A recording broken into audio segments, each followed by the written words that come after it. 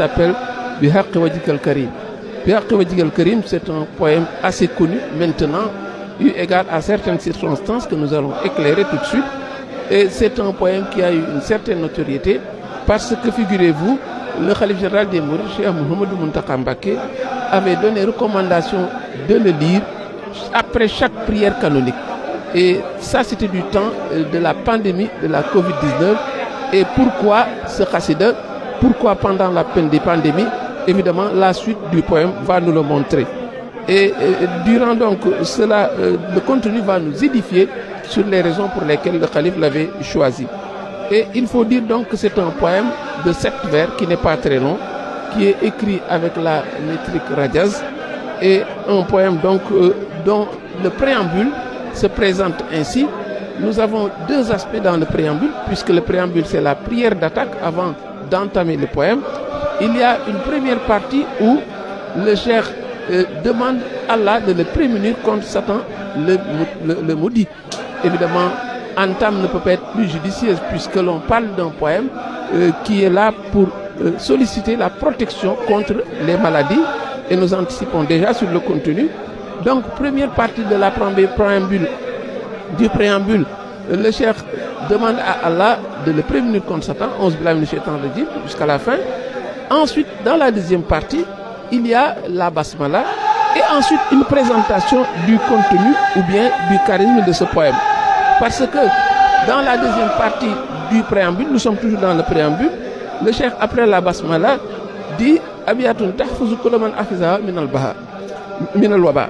Quand il dit ces vers, par la grâce d'Allah, préserve quiconque les mémorise contre la pandémie, contre l'épidémie. Et il ajoute ils sont au nombre de 7. Donc, présentation claire. Le contenu, c'est un poème pour se prémunir contre la pandémie. C'est pourquoi le cheikh avait donné recommandation de le lire. Et certaines anecdotes disent que c'était une période de pandémie que le cheikh lui-même l'avait écrit pour que les disciples puissent, n'est-ce pas, se prémunir de cette maladie-là. Et évidemment, la présentation, nous l'avons dit, est très claire. Le cheikh lui-même précise que c'est 7 vers, donc c'est déjà un aspect pédagogique très important à faire ressortir. Alors venons-en au premier vers, et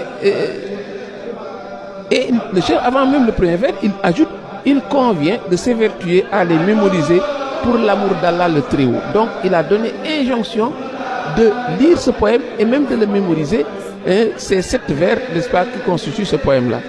Le premier vers dit ce qui suit.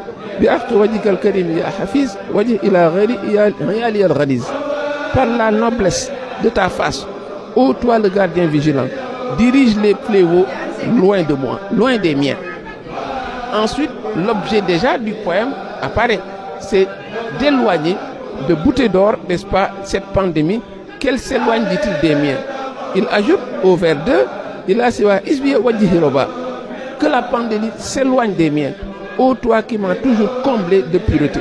Donc le vers Ali demande de protection, mais également témoignage de gratitude, puisqu'il dit que Allah l'a comblé de la pureté. Et le cheikh réitère dans l'amorce du vers 1, par ta noble face, dit-il, ne dirige pas vers moi les malheurs. Et ce propos est remarquable, puisque ce qui est marquant, le cheikh peut utiliser la forme affirmative, il peut utiliser la forme négative, ne dirige pas, ou bien oriente, mais les propos vont toujours dans le même sens. Et c'est un propos qui est destiné à apporter de la variété, mais à demander à Allah. C'est pourquoi lire les poèmes du cheikh sont doublement positifs, sont doublement enrichissants, parce que le cheikh, n'est-ce pas, au-delà du contenu, mais fait une demande de prière agréée par Allah. Ça également, c'est un aspect qu'il faut mettre en évidence. La justesse des propos est déjà un motif suffisant pour avoir de l'espoir par rapport à la demande qui est faite. Et compte tenu maintenant de la charge charismatique, de la baraka qui est liée, qui est incluse dans les propos au regard de celui qui émet ces propos-là. Donc, c'est la preuve. Voilà pourquoi donc le cheikh avait donné recommandation de lire ce poème, de le mémoriser, et le calife avait donné une posologie très claire, de le lire chaque jour après chaque prière canonique. C'est la preuve que c'est une prière ou bien c'est un poème qui a des prolongements bénéfiques et qui peut faire recouvrer sa santé. Et cela rappelle également cette posologie que le chef avait donnée dans Matlabul Shifa quand il disait Wadum Ali fil Masai wa Sabah. Il faut t'attacher à ce poème le soir comme le matin. Donc, des posologies de ce genre, nous sommes habitués à entendre le chef les dire. Et le vers 4 s'inscrit non dans la protection, mais dans la gratitude. C'est un choix marquant, nous allons le voir. Il dit tu as effacé la totalité de mes défauts, ô toi qui m'as accordé mes souhaits et la sécurité.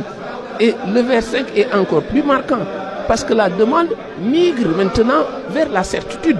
C'était une demande, mais c'est une certitude maintenant, puisque le chef dit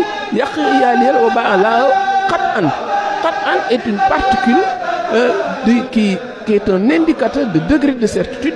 Là, on n'est même plus dans la demande, on est dans la certitude. Voyez donc, la baraka qui est rattachée aux écrits du chef est également très présente ici.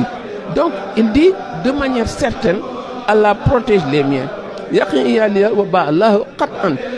Qat'an est une particule qui est un indicateur de degré de certitude que l'on utilise en arabe. Les vers 6 et vers 7 sont encore plus marquants parce qu'il y a une note d'espoir, un optimisme profond qui fait oublier la tristesse des fléaux.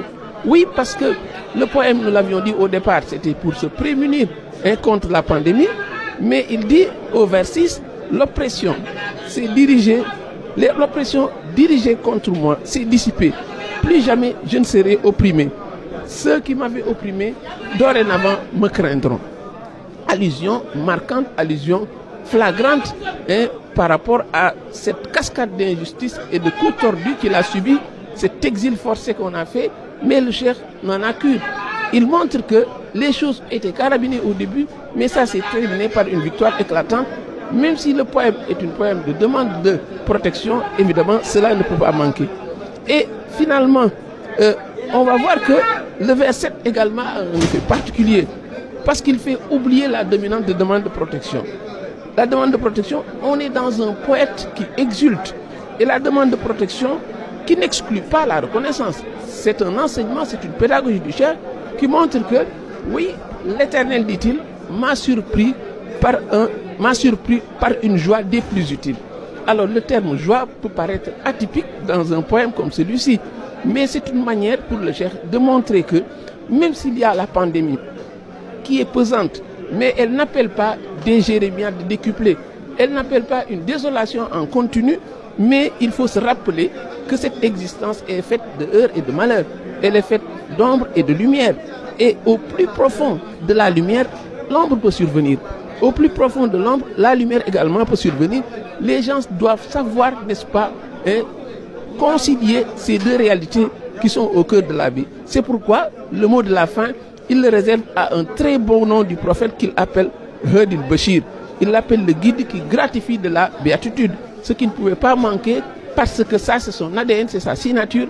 Quelle que soit l'orientation du poème, la louange du prophète ne peut pas manquer parce qu'il avait fait le serment, Salatu Sita, du matin Sita, 6 mois à louer le prophète, 6 mois à prier pour lui. C'est pourquoi ce poème ne peut pas se terminer sans qu'il évoque ce prophète, sans qu'il montre que c'est lui qui est son intercesseur, c'est lui qui le fait courir, c'est lui qui est son espoir. Wassalamu alaikum wa rahmatullahi.